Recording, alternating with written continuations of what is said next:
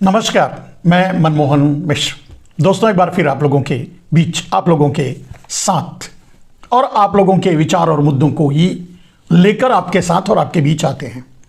आज एक बहुत बड़ी घटना हुई है, दो बहुत बड़ी घटना हुई है, या यूं कह सकते हैं कि दो बड़े तूफान उठ खड़े हुए हैं। ये तूफान नरेंद्र मोदी के लिए है।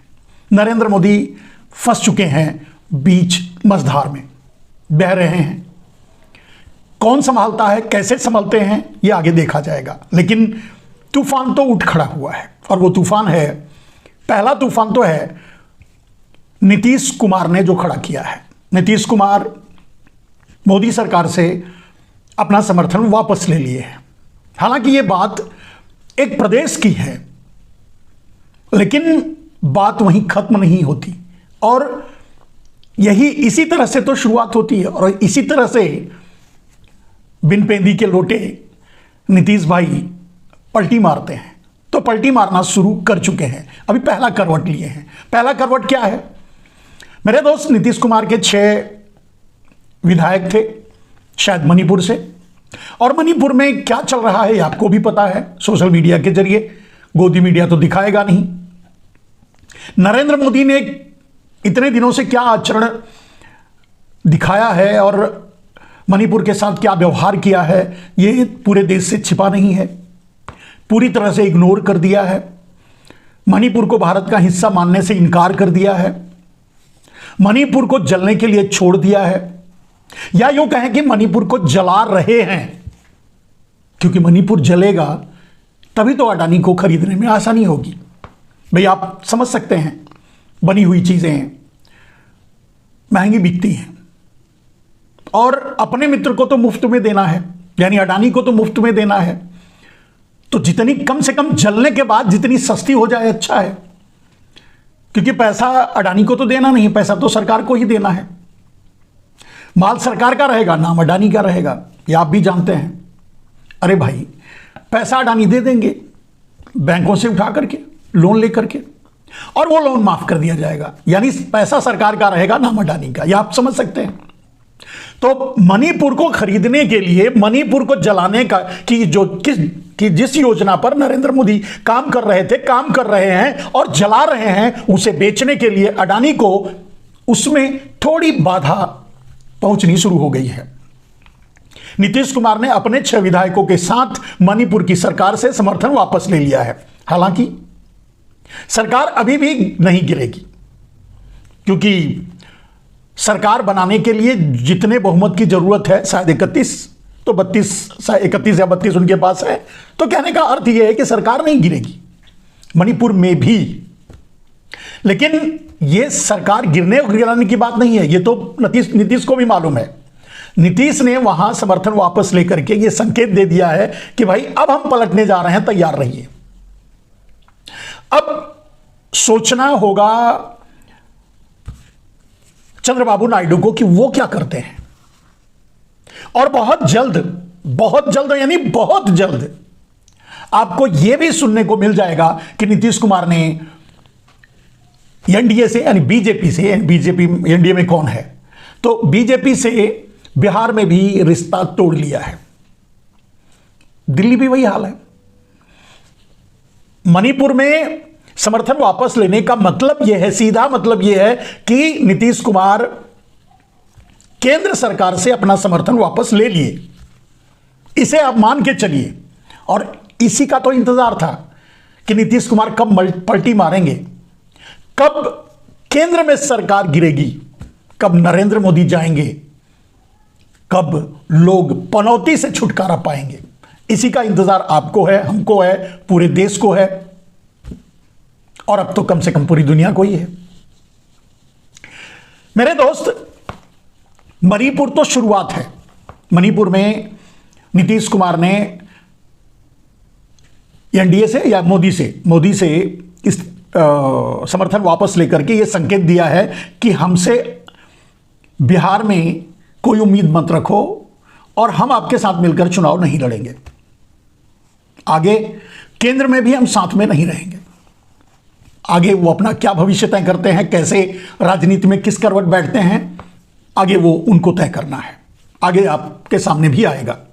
लेकिन एक बात तो आप भी समझ लीजिए, और नीतीश को भी पता है, और बीजेपी को तो वो तो है ही है, इसी काम के लिए माहिर है। नीतीश को पूरी तरह से पता है कि अगर अब कुछ दिन भी एनडीए यानी बीजेपी में रहे, बीजेपी के साथ रहे, मोदी के करीब रहे, तो मोदी खा जाएंगे, एनडीए को ही निगल जाएंगे। भस्मासुर जो है, जिसके सर पे हाथ रखते हैं उसे तो खा ही जाते हैं। भस्मासुर उनको क्यों कहना? मेरे दोस्त, जितने भी उनके दोस्त थे सबको उन्होंने बर्बाद कर दिया, सबको खत्म कर दिया, सबको निगल गए, उनकी पार्टी ही निगल गए, उनको भी निगल गए, उनकी राजनीति निगल गए नरेंद्र मोदी, इसलिए भस्मासुर कहे जाते हैं। और मैं नहीं कहता, वो एक बार खुद ही कह रहे थे कि मुझे लोग भस्मासुर कहते हैं, कोई गलत नहीं कहते। और ये दुष्कर्म यानी ये बुरा काम आरएसएस ने किया है, एक भस्मासुर को पैदा करके, एक भस्मासुर को सामने ला करके, देश को बर्बाद करवा के, परेशानी में डालकर, देश को खतरे में डालकर। खैर, आरएसएस तो हमेशा ऐसा करता रहा है और करता रहेगा, आगे भी आरएसएस का चाल चरित्र चेहरा तो यही है। वो सामने से कुछ और है, अंदर से कुछ और है, पीछे से कुछ और है, वो तो कुछ और है, और वो पहले से भी कुछ और है, आजादी के पहले से भी कुछ और है। आप जानते हैं, आजादी के धुर विरोधी थे आरएसएस और आरएसएस का कुनबा, और वही राजनीतिक मुखौटे के रूप में है नरेंद्र मोदी और अरविंद केजरीवाल। दोनों में कोई अंतर नहीं है, दोनों भाई हैं, एक गुरु भाई समझ लीजिए, एक ही स्कूल के पढ़े लिखे हैं, आरएसएस से निकले हैं, दोनों पार्टियां भी आरएसएस से ही निकली हुई हैं, ये आप भी जानते हैं। फिलहाल मेरे दोस्त, बात को यहां से नहीं, बात को समझने के लिए आज आपके सामने है कि क्या आप भी मानते हैं कि नीतीश कुमार ने मणिपुर में समर्थन वापस इसलिए नहीं लिया है क्योंकि उन्हें भी पता है कि मणिपुर में सरकार नहीं गिरेगी, इसलिए समर्थन वापस नहीं लिया है कि मणिपुर में कुछ बदलाव होगा या मणिपुर के प्रति उनकी जिम्मेदारी, उनको अपनी जिम्मेदारी का एहसास हुआ है? ऐसा कुछ भी नहीं है। नीतीश कुमार को अपनी राजनीति खतरे में, अपनी पार्टी खतरे में लगने लगी है, इसलिए वापस लिया। अगर नैतिकता के आधार पर समर्थन वापस लेते तो बहुत पहले ले चुके होते। 2 साल से, लगभग 2 साल से भी ज्यादा, 2023 से मणिपुर जल रहा है, नरेंद्र मोदी जला रहे हैं, प्लान करके जला रहे हैं, फूंक डाला पूरे मणिपुर को। कैसी कैसी घटनाएं हुई हृदय विदारक, जिनको देखने का साहस भी एक आम आदमी नहीं कर पाएगा। नंगा करके लोगों को घुमाया गया, लोग आज भी विस्थापित शिविरों में रह रहे हैं, न जाने कितने मार दिए गए, घर जला दिए गए, तोड़ दिए गए, खत्म कर दिए गए, बर्बाद कर दिए गए। यह सब कुछ मणिपुर में हुआ, लेकिन मोदी के लिए कुछ भी नहीं हुआ। तो इन घटनाओं से उद्वेलित होकर के नीतीश कुमार ने समर्थन वापस नहीं लिया है। इसीलिए मैं कह रहा हूं कि इसे मणिपुर में समर्थन वापस लेने से न जोड़ा जाए, वहां तो लिया ही लिया है। ये केंद्र सरकार से नीतीश कुमार समर्थन वापस लिए हैं, और 1-2 दिन में वो भी सूचना आपके सामने आ जाएगी। नरेंद्र मोदी कुछ दिनों के राजनीति में कुछ दिनों के मेहमान हैं, उनको तो अब तक चले जाना चाहिए था, क्योंकि ट्रंप ने भी इसी काल गणना को देखते हुए नरेंद्र मोदी को बुलाया नहीं था। नरेंद्र मोदी को ट्रंप ने अपने शपथ ग्रहण समारोह में इसलिए नहीं बुलाया क्योंकि नरेंद्र मोदी जाते तो उलाहना देते कि भाई अडानी को क्यों नहीं बुलाया। अब अडानी को तो गिरफ्तार करना है ट्रंप को, क्योंकि अडानी का गला दबाकर ही नरेंद्र मोदी को अपने घुटनों पर बिठाना है। ट्रंप यही कार्य कर रहे हैं, और इसीलिए एक संकेत दिया कि मेरा क्या विचार है और मैं कैसा सोचता हूं। आपके अडानी को नहीं छोड़ूंगा, जेल भेजूंगा, पहला संकेत। दूसरा कि आप अडानी का सोर्स लेके आएंगे, सर खाएंगे, इससे अच्छा है दूर रहिए, आपसे भी दोस्ती खत्म। वैसे भी आप पनौती हो, आपने मेरे लिए नारा लगाया, मैं सत्ता से भी गया, मारा भी गया, पीटा भी गया, जेल भी गया, न जाने कौन कौन सी दुर्गति हुई। तो ट्रंप को यह पता है नरेंद्र मोदी कितने बड़े पनौती हैं, इसीलिए दूरी बना ली पहले से, अपने आप को बचाने के लिए, अपनी सत्ता बचाने के लिए। लेकिन एक बात है मेरे दोस्त, ट्रंप ने नरेंद्र मोदी के रास्ते पर ही चलने का इरादा कर लिया है। ट्रंप नरेंद्र मोदी के रास्ते पर चलकर, यानी जहर उगलकर, यानी नफरत बोकर ही फिर से सत्ता में वापस आए हैं। तो करना भी वैसा ही पड़ेगा। जैसे नरेंद्र मोदी नफरत के बल पे सत्ता में आए तो नफरत फैला रहे हैं, काम वही करेंगे। करने के लिए तो बोल के आए थे, बोले तो और बहुत कुछ थे, लेकिन वो छोड़ दीजिए, वो तो भ्रम फैलाने के लिए बोला था। लेकिन बात मुद्दे की। तो दूसरा पॉइंट क्या है, मैंने आज, अब आपको स्क्रीन पे देख रहे होंगे, मोदी सरकार में से अलग हुए नीतीश। ये तो आप समझ लिए, नीतीश, ये मान के चलिए कि मोदी सरकार यानी केंद्र सरकार से अलग हुए हैं नीतीश। ये शुरुआत है, करवट बदलने का, लुढ़कने की सीढ़ी है। पहली सीढ़ी लुढ़के हैं, एक आध दिन में पूरी तरह से लुढ़क जाएंगे, माने केंद्र से भी हट जाएंगे, बिहार से भी हट जाएंगे, चुनाव भी किसी और के साथ मिलकर लड़ेंगे। ये तो आप जानते हैं वो किसके साथ लड़ेंगे, क्या होने वाला है वो भी अंदाजा आप लगा ही सकते हैं। वही होगा जो आप सोच रहे हैं, वही होगा। हमारे लिए खुशी की बात तो बस इतनी होगी कि नरेंद्र मोदी कैसे जाएंगे और कब जाएंगे। अब आप कहेंगे मेरा कौन सा खेत काट लिया है नरेंद्र मोदी ने कि मैं ऐसा कहता हूं। मेरे दोस्त, 80 करोड़ लोगों के हाथों में भीख का कटोरा थमा दिया है। कोई भी विशुद्ध भारतीय, जो भारतीय होगा और जो इंसान होगा, जो अन्न खाता होगा, गोबर नहीं खाता होगा, गू नहीं खाता होगा, वो नरेंद्र मोदी के साथ नहीं खड़ा हो सकता कभी भी। ये शाश्वत सत्य है। और जो नरेंद्र मोदी के साथ खड़े हैं वो जिंदा नहीं है, वो मर चुके हैं बहुत पहले। शरीर उनका चल रहा है, आप उनके शरीर को देखते हैं, वो यहां वहां टहलते हैं, उनके साथ बोलते हैं, हिलते हैं, लेकिन वो मर चुके हैं। यानी उनकी आत्मा मर चुकी है, उनकी सोच मर चुकी है। अगर उनकी सोच मरी नहीं होती, जो नरेंद्र मोदी के साथ खड़े हैं, तो उन्हें 750 किसानों की शहादत दिखाई देती। एक तो अब भी शहीद हो गया जहर खा करके, एक मृत्यु शैया पर पड़ा है आमरण अनशन करके। कोई फर्क नहीं है नरेंद्र मोदी को। मेरे दोस्त, सचमुच भारत में कानून होता और हर कानून हर आदमी पर, एक कानून हर आदमी पर लागू होता, तो नरेंद्र मोदी न जाने कब के जेल में गए होते और न जाने कितनी सजाएं काट चुके होते। न जाने कितने लोगों को मौत के मुंह में ढकेलने के लिए जिम्मेदार है नरेंद्र मोदी, उसके बाद भी आजादी से घूम रहे हैं। खैर, ये तो बात आपकी और यहां की हो गई। बात ट्रंप की कर रहे थे आगे। तो दूसरा पॉइंट था ट्रंप का हड़कंप। ट्रंप ने हड़कंप मचा रखा है अपने देश के भारतीयों में, जैसे नरेंद्र मोदी घुसपैठियों के नाम पे भारत में हड़कंप मचाए थे। नरेंद्र मोदी सीएए और एनआरसी सिर्फ इसलिए लाए, कुछ नहीं किया, लेकिन इसलिए लाए क्योंकि कुछ वोट हिंदू डर के दे देंगे, और दिए भी। उनकी राजनीति ही हिंदू मुसलमान पर चल रही है। आज वो अगर मुख्यमंत्री दोबारा बने तो हिंदू मुसलमानों में दंगा करवा के बने, पहली बार चुनाव लड़के 2001 या 2 में। और अब तक प्रधानमंत्री बने, बाद में सब कुछ नफरत के बल पे ही बने, आपको भी पता है। उसी तर्ज पर ट्रंप ने जिस तरह से सीएए और एनआरसी लाए थे नरेंद्र मोदी भारत में घुसपैठियों को बाहर निकालने के लिए, उनके लिए घुसपैठिए बांग्लादेशी या कहीं पाकिस्तानी जो भी थे, मैं नहीं जानता कौन है कहां है, मतलब नहीं है, लेकिन यहां तो रिकॉर्डेड घुसपैठिए भारत के रिकॉर्डेड घुसपैठिए अमेरिका में रहते हैं। अब ट्रंप भी एनआरसी और सीएए ला रहे हैं, और उनको लाने की जरूरत नहीं है, वो ड्रामा नहीं करेंगे, तो सीधे ही आदेश दे दिया, मारो, निकालो, फेंक दो, उठा के फेंक दो, और कर रहे हैं, फेंक देंगे। यानी मोदी की ही तर्ज पर।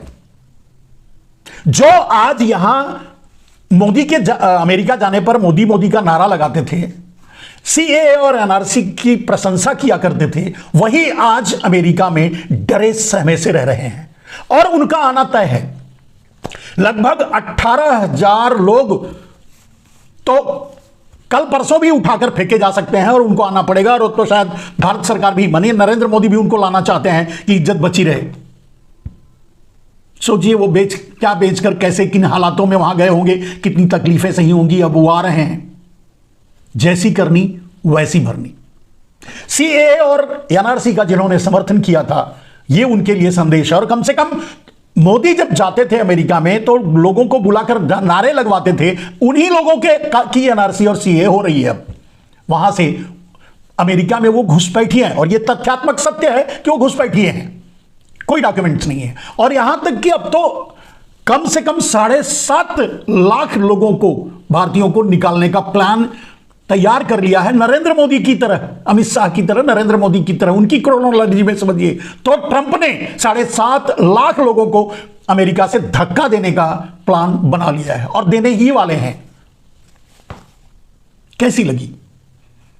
क्या अब नरेंद्र मोदी जहां जाएंगे अपने देश में, वहां मोदी मोदी के नारे लोग लगाएंगे? शायद अब भी लगाएंगे। 50 लाख लोग मर गए थे, उनके परिजन भी मोदी मोदी के नारे लगाते हैं, लगा रहे हैं तब भी और आज भी लगाते हैं। तो कुछ भी हो सकता है, ये भारत है। इस पर मैं कोई प्रेडिक्शन नहीं करूंगा, भारतीय कैसे व्यवहार करेंगे छोड़ देता हूं।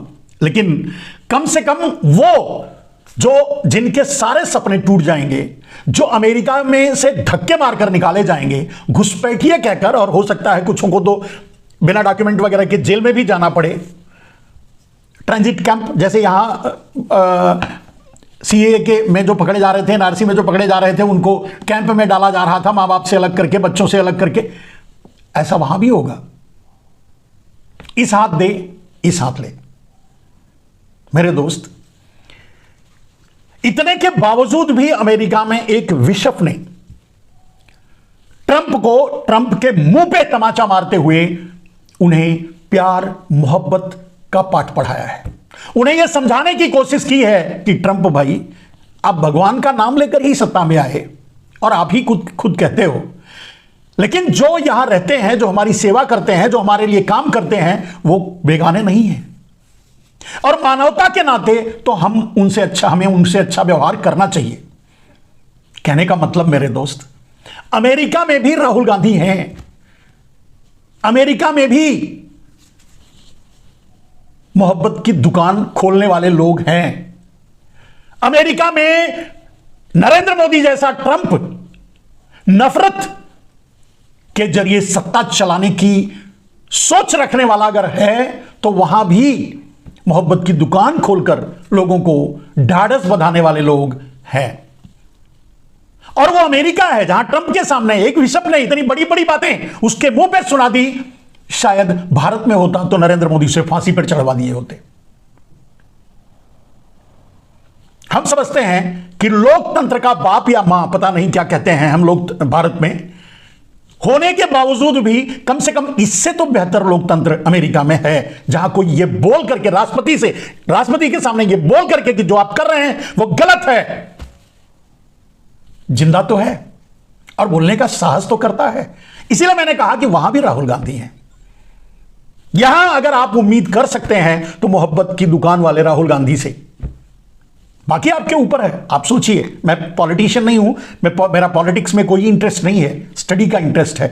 पढ़ता लिखता हूं, समझता हूं और आप तक पहुंचाने की कोशिश करता हूं जितनी अपनी क्षमता है, और जितनी दूर तक पहुंचा पाता हूं और पहुंच पाता हूं।